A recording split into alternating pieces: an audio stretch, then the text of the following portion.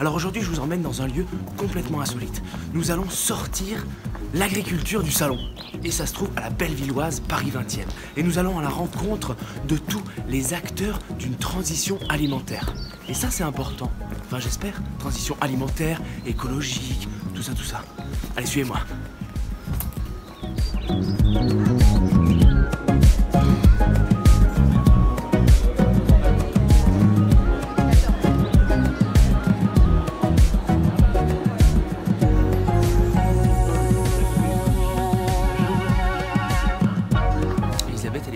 Bouquet. Hein.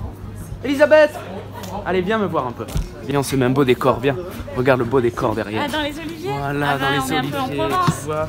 Bon, Elisabeth, dis-moi, c'est toi qui as l'initiative de ce projet? Oh, c'est un peu compliqué, on va pas dire qu'on est tout seul en fait. On était nombreux au départ, ça a commencé l'an passé avec des intellectuels, des scientifiques qui avaient envie finalement qu'il y a un autre salon de l'agriculture. Un contre-salon quoi, tu fais des contre-soirées toi? Non, pas un contre-salon, un autre, un différent. Un qui mettrait plus en valeur des initiatives qui ne sont pas forcément en lumière au salon de l'agriculture. Donc on a écrit un manifeste qui s'appelait un manifeste pour une exception agricole. Et à partir de là, on s'est dit tiens, on va faire des débats, on va faire des rencontres, pour que les gens puissent se rencontrer, parce que finalement, ce qui est intéressant aujourd'hui, c'est le dialogue. Il y a une demande quand même, tu le ressens? Ouais, il y a une vraie demande. Sinon, il n'y aurait pas tant de gens qui ont répondu présent et qui sont là aujourd'hui. Donc l'an passé, ça s'est passé comme ça. On a fait des débats, on a fait un marché, puis Sortons l'agriculture du salon a commencé à exister. Puis cette année, voilà, on a changé d'endroit, on est à la Bellevilloise. Moi, l'alimentation générale s'appelle Momoprix. Et donc, Sortons l'agriculture du salon, c'est ça, et c'est ça qui est chouette. Et pour nous, alimentation générale, on a vraiment l'impression qu'on est des passeurs et qu'on peut faire toutes ces rencontres. Et parce que c'est collectivement, on est persuadé qu'on arrivera à faire avancer les choses, quoi. Enfin, t'organises quand même des contre-soirées, quoi. Des autres soirées. Bon, c'est cool. Bah, merci. Des baisers de Paris, hein. Des baisers de Paris. Pour Marseille. Hein. Est-ce que t'aimes les épinards? Non. Est-ce que t'aimes les pâtes? Non. Est-ce que t'aimes la slow food? Non. Est-ce que tu veux $1 million? Non. Ok. Salut, je prends un peu de ton temps. Bon, en gros, qu'est-ce qu'il faut retenir de cette journée?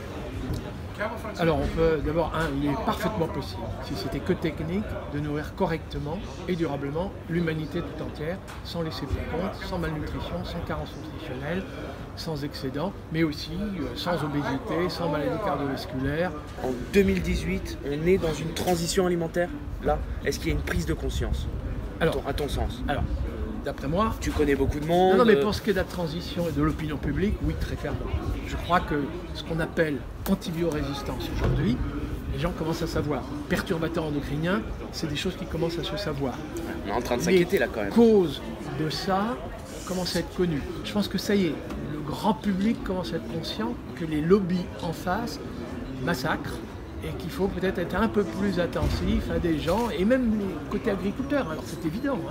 Je commence à voir, moi, des gens qui disent, finalement, les meilleurs défenseurs des agriculteurs et de leurs revenus, c'est ceux qui défendent une agriculture de qualité, des produits labellisés, label rouge, terroir, label bio, et ce genre de choses, une agriculture plus artisanale qui mérite d'être correctement rémunérée.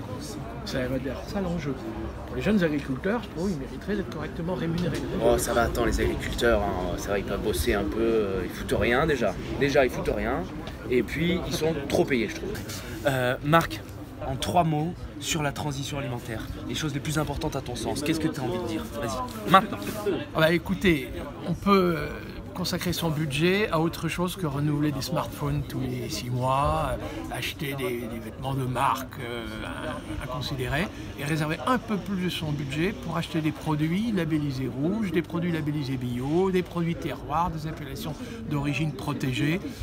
C'est se faire du bien pour la santé. Marc, thanks. Très bien. T'es un bon. On va gagner. Bon. Ça, tu dis pas neuf du coup. Mais il Ça, va bien. Mais il me va très bien. Ça tient bien chaud. Merci Marc. Allez, on y croit putain. On y croit. Hein, on va y arriver. On va gagner. Nous on y est. On va gagner. Tape là, merci à toi. Très bien. De ton implication. Au revoir. À bientôt. Merci à Bleu Tomate.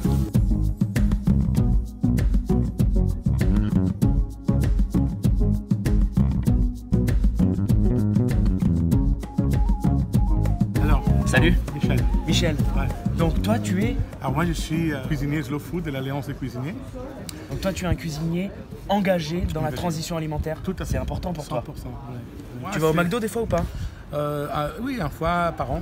Ouais. Une fois par an? Oui, Quand voilà, t'es à l'aéroport? avec les enfants, quand j'ai pas réussi à faire à manger, j'ai pas du temps, il faut qu'ils mangent. Oui, bah voilà, je pense qu'on est quand même, je pense beaucoup à l'humain, hein, tu vois, le rapport humain avec la nourriture, le rapport humain. Nous aussi donc, chez Bleu Tomate, on aime les hommes aussi. Voilà, on aime l'humain. Hein, C'est la base. C'est ça. Bah, si on veut se faire plaisir et bien manger et pas tomber malade, c'est parce qu'on aime les gens, non? Ouais, à la base. Et donc le problème des produits, oui c'est bien, le bio, mais après il faut que le restaurateur, le cuisinier, il peut y avoir ça. On ne peut pas un cuisinier aller le matin au Vieux-Port, après aller au potager. Attends mais ça va, tu te lèves un peu plus tôt. C'est ça, on le fait déjà, hein, on ne fait rien faire la cuisine, hein, t'as raison, hein. On ne fait rien.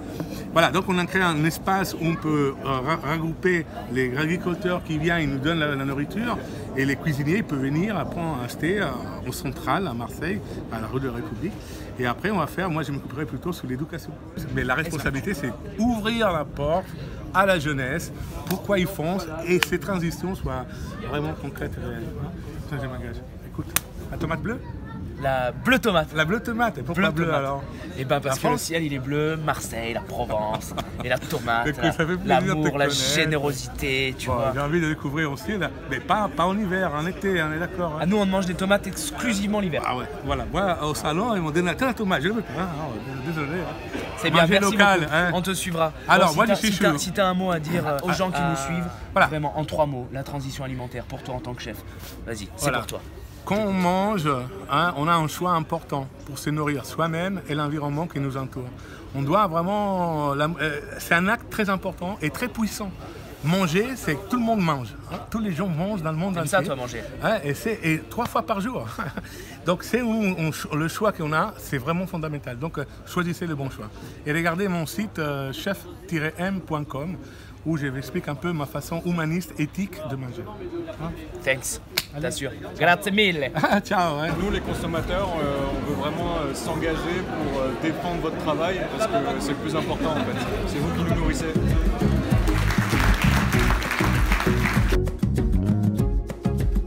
Aujourd'hui, je suis venu avec quelques camarades raconter ce que nous sommes en train de faire, de catalyser, et qui a pour base les sols vivants.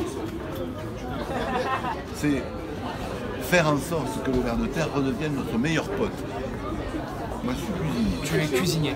Où sont les poireaux? Vous cherchez les poireaux? Oui. Ah, dans le champ. Une seconde. Je t'en prie, pas de soucis. Tu mets des sandales avec des chaussettes. Oui. On a toutes les raisons d'être optimistes. Même s'il pleut depuis 6 mois. Et cet optimisme-là, il faut qu'il soit fondé sur des sols vivants. Des sols vivants qui font des produits vivants pour des humains vivants. Quand tu as dit ça, tu as à peu près tout dit. Mais ce que je veux dire, c'est qu'au moins, ça me laisse le temps pour poser des bases. Ouais. On y croit. On y croit. On y croit. On y est. On a sorti l'agriculture du salon. Voilà. Voilà. Il y a plein d'alternatives, plein d'acteurs de la transition alimentaire et c'était important de vous les faire découvrir et rencontrer. Bleu Tomate, à bientôt. Thanks. See you soon, baby. Oh là là. Merci beaucoup. Avec plaisir.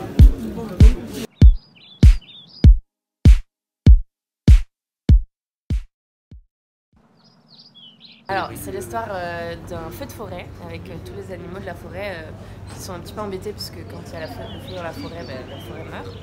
Et du coup, il y a un petit colibri qui va chercher dans un lac un petit peu d'eau et qui essaye d'arroser le feu qui devient énorme avec l'eau. Et puis les animaux C'est un colibri pompier du coup. C'est un colibri pompier. Et les animaux de la forêt lui disent mais qu'est-ce que tu fous, tu vas jamais y arriver tout seul. Et puis lui leur répond peut-être, mais moi je fais ma part. Voilà. Elle est belle cette histoire de colibri.